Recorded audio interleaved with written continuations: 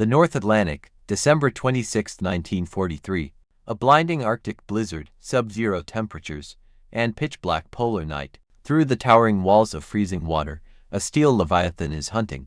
It is the German capital ship Scharnhorst, Hitler's most elusive predator. For years, this single ship has been a ghost in the fog, a nightmare that kept Winston Churchill awake at night. But on this day, the hunter is about to become the hunted. This is not just a story of a sea battle, it is the chronicle of a high-stakes tactical chess match, a fatal technological blind spot, and one of the most ferocious, desperate final stands in naval history. To understand why the British Royal Navy was so obsessed with destroying Scharnhorst, we have to look at her reputation. She wasn't just a ship, she was a ghost. Together with her sister ship, Gneisenau, Scharnhorst practiced a terrifying brand of naval warfare, hit-and-run piracy on a colossal scale. In 1940, she accomplished something civilian strategists thought impossible. She caught the British aircraft carrier HMS Glorious by surprise and sank her from a staggering distance of over 24 kilometers.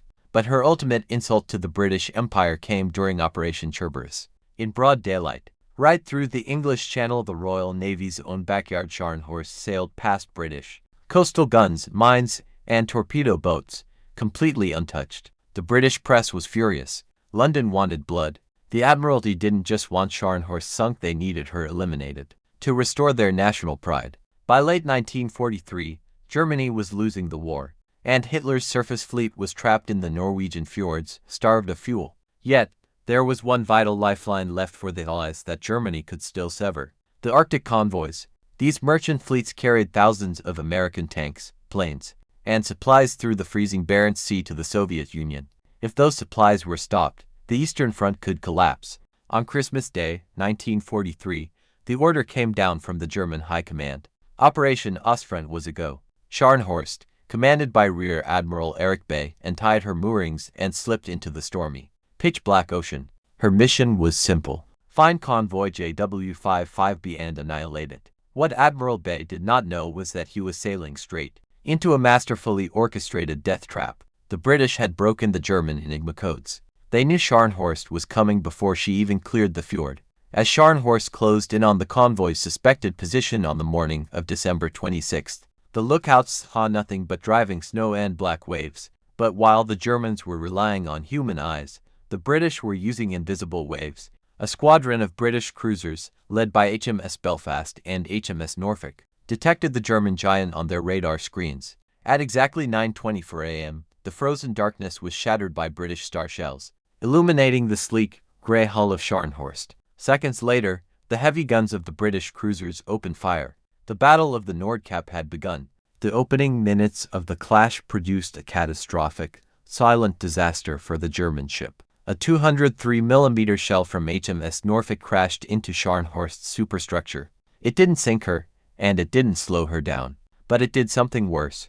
It completely obliterated her forward radar eyes. In an instant, in the middle of a blinding blizzard and total polar darkness, Scharnhorst was blinded from the front. She could no longer see her enemies before they could see her. Admiral Bay, realizing he was outmatched by the cruiser screen and unable to locate the merchant ships, in the blindness of the storm, turned his ship south. He decided to abort the mission and head for the safety of Norway. With her superior speed of over 31 knots, Scharnhorst easily began to outrun the British cruisers. The German crew believed they had escaped yet again.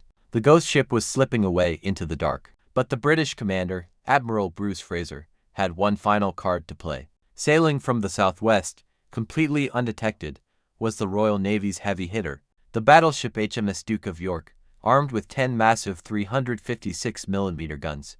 At 4:50 p.m., the Duke of York's radar locked onto the unsuspecting Scharnhorst. The British battleship unleashed a full, devastating broadside.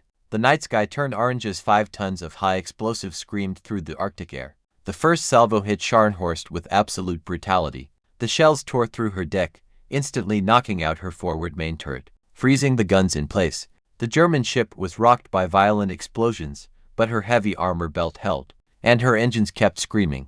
For more than an hour, a running artillery duel raged in the dark. Scharnhorst fought like a cornered beast, firing back with her remaining guns, twisting and turning through the heavy seas to throw off the British radar tracking.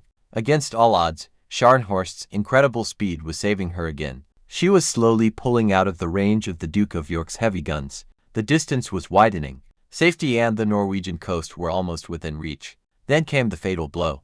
At a distance of nearly 18 kilometers, a final, desperate shell from the Duke of York plunged from the sky, pierced Scharnhorst's thin upper deck armor, and detonated deep inside her hull, ripping open the number 1 boiler room. In a matter of minutes, steam pressure plummeted. Scharnhorst's speed dropped from 30 knots to just 20, then 15. The ghost ship was crippled. She could no longer run.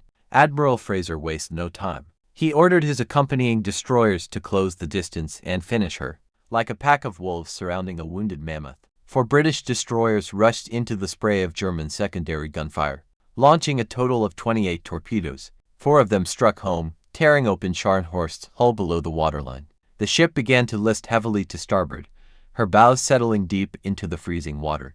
By 7 p.m., the situation inside the German flagship was apocalyptic. The interior was a labyrinth of smoke, fire, and twisted metal. The lights failed, leaving the crew to work by the dim glow of fires and emergency lanterns. Yet, even as the ship turned into a floating furnace, the remaining crew refused to surrender.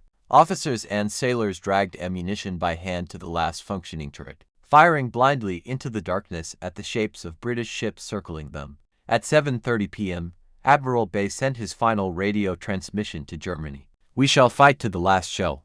Minutes later, a massive explosion rocked the forward section of the ship as the remaining ammunition magazines blew up. At 7:45 p.m., Scharnhorst capsized, her propellers still spinning in the freezing air, and slid beneath the black waters of the Arctic Ocean.